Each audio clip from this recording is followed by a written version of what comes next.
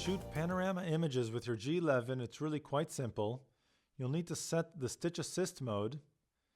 You might need to set the manual mode, and if so, you'll need to know how to set the flash, set the white balance, and set the manual focus.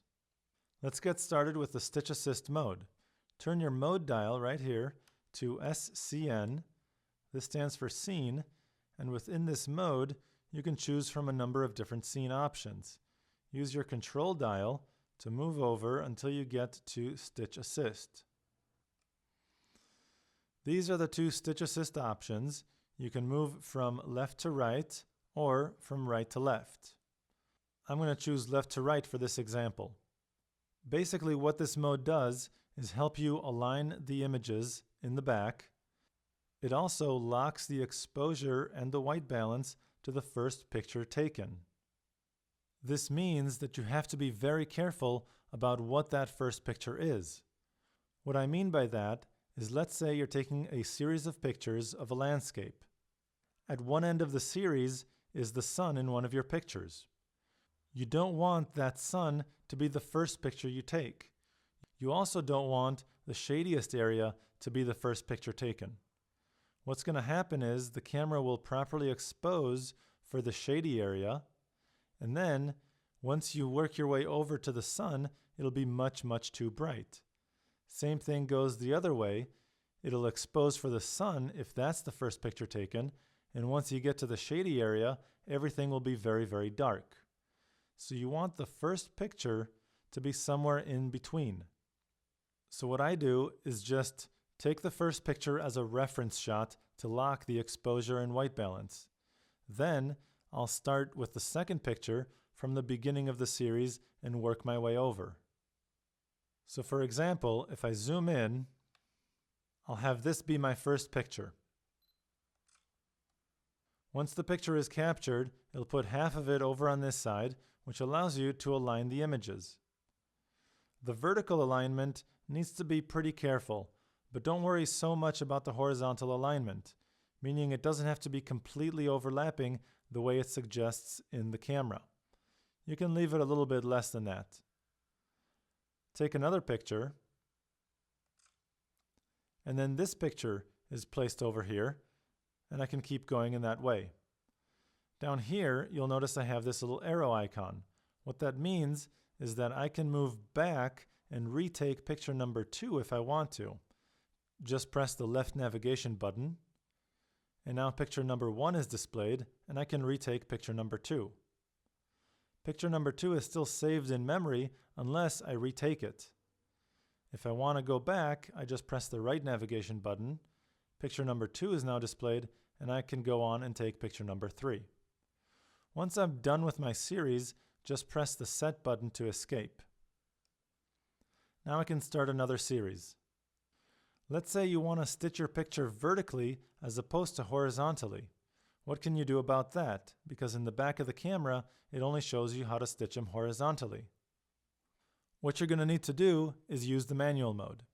Set the mode dial to the manual mode. That's the M. What you can do now is set an appropriate shutter speed and aperture, lock the white balance, and I would also highly recommend locking the focus. In order to set a balanced exposure, again, you want to make sure the camera is pointing somewhere in between the darkest and brightest area in the final image. Right now my shutter speed is highlighted, so I'll use my control dial to slow that down. This will brighten up the image a little bit. I don't want to go too slow because I'm hand holding the shot. If I zoom out, I can choose f2.8, which also helps a little bit. You can see my light meter right over here tells me when my exposure is balanced. What I can do to increase this up a little bit more is just set the ISO a little bit higher. So I'll set this to 100, see if that does anything for me. Now my exposure is properly balanced. Now I need to lock the white balance and the manual focus. Remember, it's very important when you're shooting panorama images to not use the flash, so make sure this is turned off. Press the flash icon right here and make sure the flash is turned off. Now press the function button to access the function menu. The first thing is white balance. If you're outdoors taking a picture of a landscape, go ahead and set this to daylight. If it's a cloudy day, you can warm up those tones just a bit by setting this to cloudy. Once that's set, go ahead and press the function button again to escape the function menu, and now we'll lock the manual focus. Normally with landscapes, I know that the manual focus should be set to infinity, but if you're not sure, or if you're indoors taking a picture of a room, for example, you may want to lock the manual focus by first locking the autofocus. It's very easily done. Just go ahead and lock the autofocus by pressing the shutter button halfway. I'll lock my autofocus. My focusing square is now green, which indicates the autofocus has been locked. And simultaneously, with the shutter button pressed halfway, I'll press the MF button right here. What that did was set my manual focus to where the autofocus was locked. Now the manual focus is set, and I can go ahead and take my pictures. Now, because you don't have the handy overlapping screen in the back, basically all you need to do is guess. Go ahead and take your first picture, and basically take what's at the halfway point and move it over to the left side or to the right side, depending on which direction you're panning. So this way, you know you're overlapping about half the picture. Take the next shot and move on to the third. Once you've taken all the pictures in the series, you can just go ahead and turn the camera off or turn the mode dial back to program.